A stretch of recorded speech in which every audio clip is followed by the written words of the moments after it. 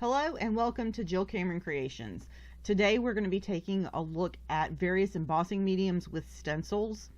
We're going to be using Ranger texture paste with a glossy finish, Nuvo embellishment mousse, and Nuvo glimmer paste. And we're also going to be using some creative effects in iridescent glaze and Dreamweaver embossing paste.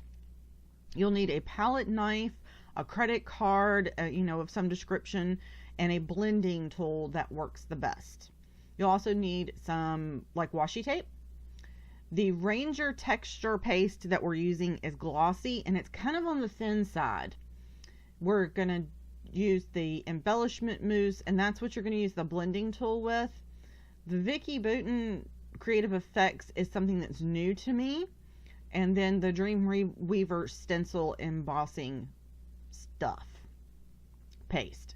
So this is all in real time, and what I like to do when I'm doing stencils of any description is, number one, I kind of like to see where I want to put my pattern first on my paper, but then I flip it over and I use washi tape to tape my paper down on the back side of the stencil. That way it doesn't move and I don't have any issues.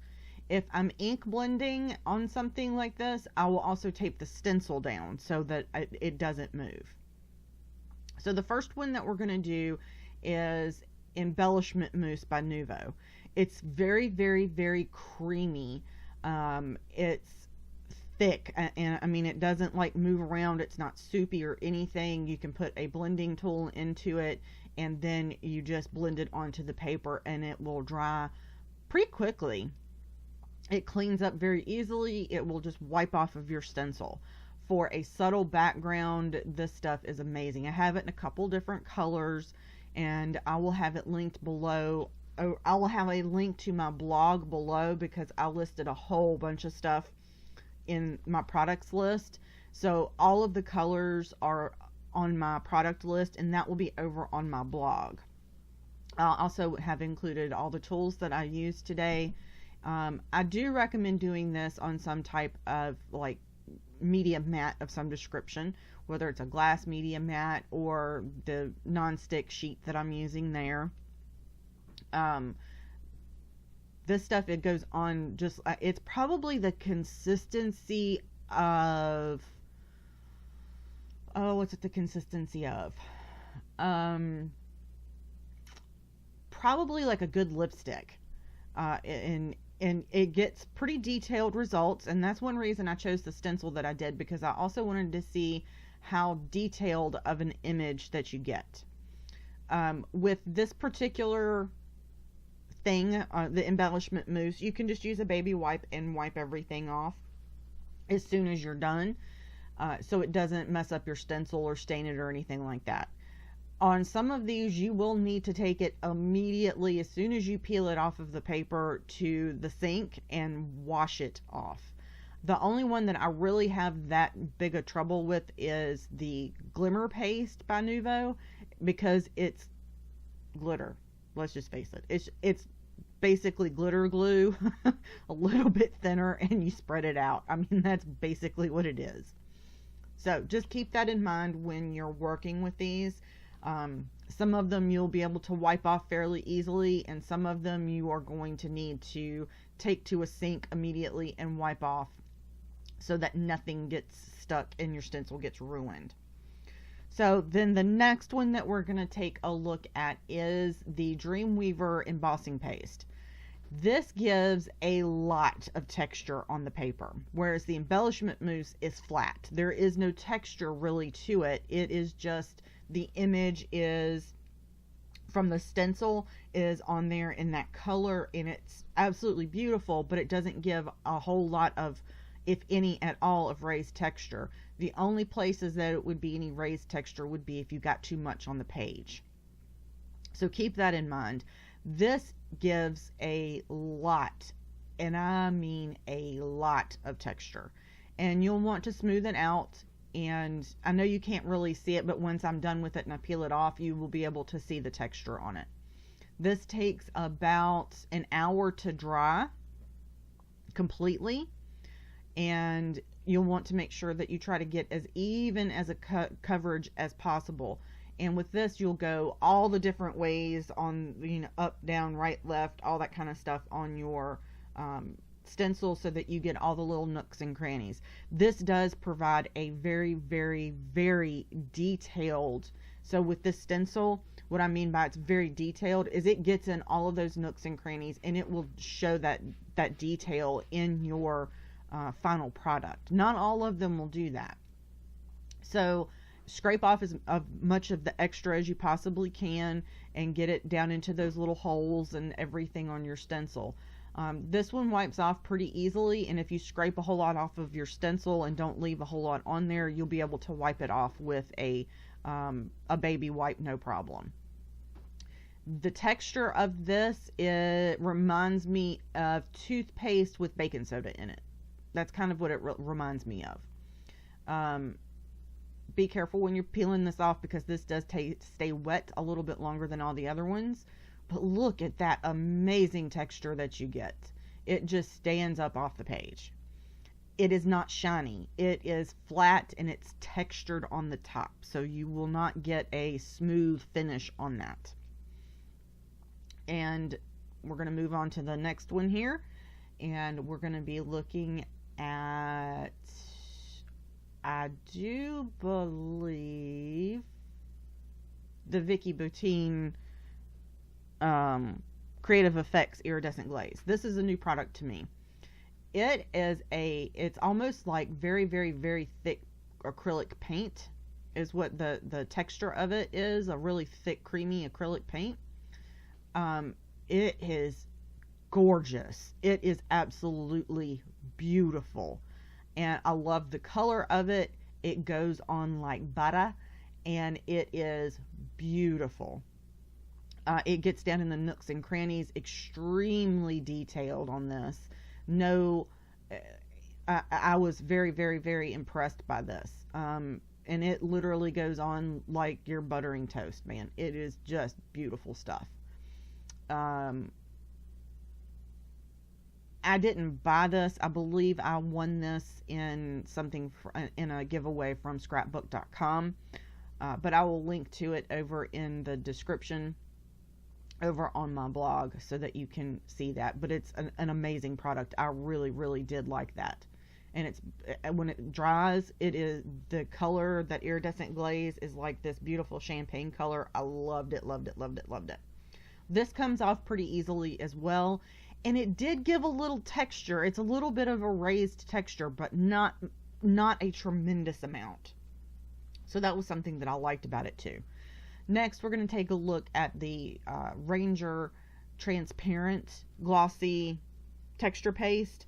This really didn't remind me of paste so much as it was a gel, is the consistency of it. I didn't see, it's a beautiful product, don't get me wrong.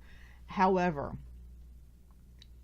I didn't like that it wasn't that detailed, and that could be because of the consistency of the product. It kind of softened the edges of the image of the stencil, and I knew that glimmer paste I was going to have to clean off and go to the sink with, so that's why I didn't use it right then. It's a little, this and the Creative Effects Iridescent Glaze are almost the same consistency. This just seems to be a tad bit thinner. And it is a beautiful product if you want something very, very subtle in your background. And but like I said, it kind of melts away the detailed edges of this stencil. And it's still a beautiful background, but it just not as detailed as I would like it to be. But it did give a really pretty result in the end, and it cleans up very, very nice. The other thing about this texture paste, where it's clear, and also the Dreamweaver embossing paste, you can mix it with an ink color, so you don't have to have this stuff in different colors. Those two products you can actually mix with an ink refill. See, it's really pretty and it gives a very glossy finish, but when it dries, it kind of dulls the edges. And I'm going to show you how to mix it with the ink for the Dreamweaver embossing paste in just a minute. And we're going to do the glimmer paste now. Glimmer paste is super, super popular. It's very pretty. It gives a beautiful background. I stick to the one that is clear with the iridescent, different colored glitter in it, just because I can use it on anything. I haven't used this a whole lot. It's kind of messy to me, and I'm not a huge fan of glitter. I know that's just sacrilege to say when you're a crafter, but I'm not a huge fan of glitter. But I have used it a little bit. It is the consistency a little bit thicker like glitter glue, and this goes on like sandpaper. It dries very quickly, so this one you need to work very quickly and get it in all those little nooks and crannies that you want it in. But it's like dealing with sandpaper on your stencil. And as soon as you're done, wipe it off. It does do really great detail. It needs to dry about an hour. Probably the Nuvo embossing embellishment mousse, and also the Vicky Boutine. I don't know if I'm saying that name right, but that's what it looks like to me. But the Creative Effects Iridescent Glaze, that dries pretty quickly. I mean, almost instantly. Both of those are probably about 30 minutes and they're dry. I just let everything dry for about an hour before I messed with them and made them into cards. At the end of the video, you'll see all the different cards that I made with these backgrounds. And since this was not I'm going to show you how to make all these cards with all these backgrounds, this was, oh, hey, let's take a look at all these different options for embossing with stencils. I focused on these, so you could see all the different, the various products. These are not all the products out there by any stretch of the imagination, by the way. So let's take a look at the glimmer one here. It's very, very sparkly. It's very sparkly, and there's some texture to it. So here's all the different, after they have dried. This is the embossing paste by Dreamweaver. See all that texture, how it's raised up, but it's flat. It is absolutely lovely. I love that. And then there's the other one. This is the Ranger Glossy, and it kind of, it dulls the image a little bit, I think. To me it does, but it gives a beautiful background, and it's a very subtle background. You can also emboss with that over, you know, do some ink blending over that if you want to. This one is the Creative Effects. See how gorgeous that is, and it's all that detail just stands out, and it's just beautiful. I was super impressed by that. Super impressed by that. And if you notice, there's some little sticky outies on some of this stuff, and we're going to clean that up in a minute. You can just edge those off with some scissors. And this is the embellishment mousse. See, there's no texture to it. It's completely flat almost. It's no texture to it. And you see a couple places where I didn't get really good coverage, and that's, you can go back and put the stencil over it and redo it if you want to. And this is the glimmer paste. It has texture. It's raised up a little bit. It's really, really super, super shiny. I would not try to cut ink blend over that. I just wouldn't. Now we're going to look at how to add color to this. And I switched up my stencil, and I still do the same thing. I tape the paper to the stencil, and I just kind of wanted to see where I wanted it. And you can use any of your ink refills that you might have for any of your dye inks. I am actually going to use Distress ink and Chip Sapphire. It's just the regular Distress ink because it's the first refill I put my hand on. And what we're going to do is take some of the material out of the little jar, and we're just going to mix it on our media mat right here and mix the color into it. What it looks like after it's dry with the color in it is kind of almost felty. It looks almost kind of like felt, which is super, super cool. It gives that very, very beautiful, soft, velvety looking finish to it. And I put a little too much on my mat. That right there should have been, that would have been more than enough, but I put some more on there. So, and be sure to keep your lids on all of this stuff so it doesn't dry when you're working with it. And then literally just put a couple of drops of ink in there. That's all you need, and you'll get this absolutely beautiful dark blue color with this. And ta-da! That's all you literally have to do, is just mix it up and add your ink to it. And you can do this with any ink color you have of your refills and stencil with it. That's it. This also works with the Ranger Glossy. It will just tint that gloss to a different color, so you will have some shiny color on the back of your on your stenciled image. So just keep that in mind. Some options that you have for this. These are very versatile products, and I should use them more. I really do like them. This one, I absolutely loved this because it turned out so velvety and so pretty on the background, and I made a very simple card with it. And just scoop it up and put it on there. And I had a specific card in mind for this, is why I switched up my backgrounds, my stencils. I had a specific card in mind for this to send to somebody. And I'll show you the cards here in just a second. Let's take a look at all of the backgrounds that we did. And I'm not sure I got a really good shot of this after it dried. And this, you will also want to take this to the sink and wash it off, and not just wipe it off with a baby wipe, so that nothing stains. Just to be on the safe side, so that in the future, like if you got your stencil wet or damp or something with another product, it wouldn't rub off.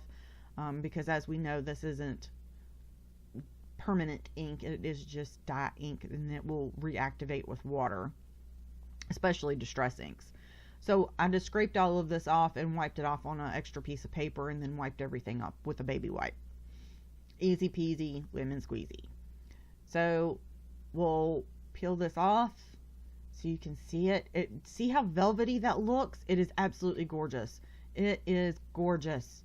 I set that over to the side for about an hour, and then we're going to come back to take a look at all the final results here.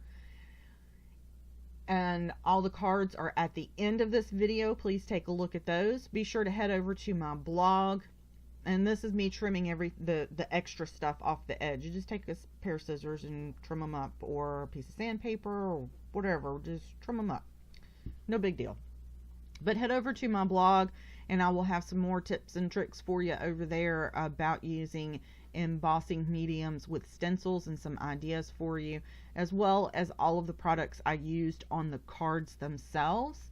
And I have some big things coming up, and I know I've talked about it in the past, but I've been working on it a whole lot more here lately. And I'm going to be doing a Copic quick start guide that's a 5-day email series, and we'll have that on my blog here in the near future for everybody to sign up for. And I'll probably do a quick video on it and post it over here on YouTube, so you can sign up for that as well. So I thank everybody for joining me today, and I'll play a little music out so that you can take a look at those cards that I made with all those beautiful backgrounds and check them out. Don't forget to subscribe to my YouTube channel so you don't miss any videos at all. And also just head on over to my blog and subscribe to my newsletter so that you are able to stay connected, and follow me on Instagram at Jill Cameron Creations, and also over on Facebook at Jill Cameron Creations. Pretty much you can search Jill Cameron Creations and find me anywhere. Y'all have an amazing day.